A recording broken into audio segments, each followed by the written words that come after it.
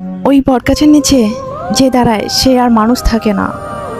শীতলক্ষা কপির পাশে ছোট্ট গ্রাম চাঁদপুর। এই গ্রামে সবাই একটা কথা জানতো, সূর্য ডোবার পর পুরনো বটগাছের কাছে কেউ যায় না। সেদিন বিকেলে হাতে বই নিয়ে সে বাড়ি ফিরছিল। পথটা শর্টকাট নিতে গিয়ে বটগাছের পাশে দিয়ে যাচ্ছিল।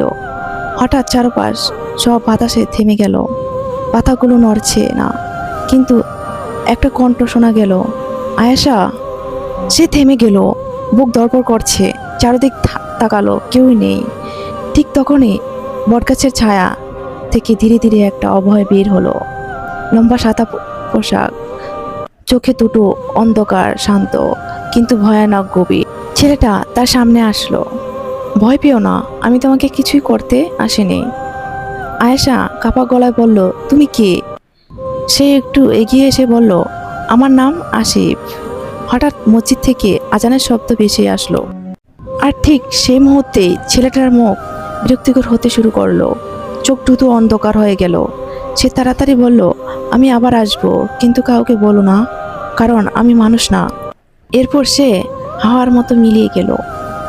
আয়েশা একা দাঁড়িয়ে রইল। হঠাৎ সে খেয়াল করলো তার হাতে থাকা বইয়ের পাতায় নিচে নিচে কিছু লেখা ফুটে উঠছে। জিনের ভালোবাসা কখনো শেষ হয় না।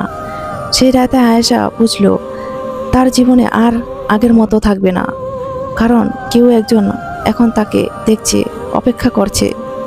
গল্পটা ভালো লাগলে চ্যানেলটা সাবস্ক্রাইব করে কমেন্ট করে জানিয়ে যাও কার কীরকম গল্প লাগবে।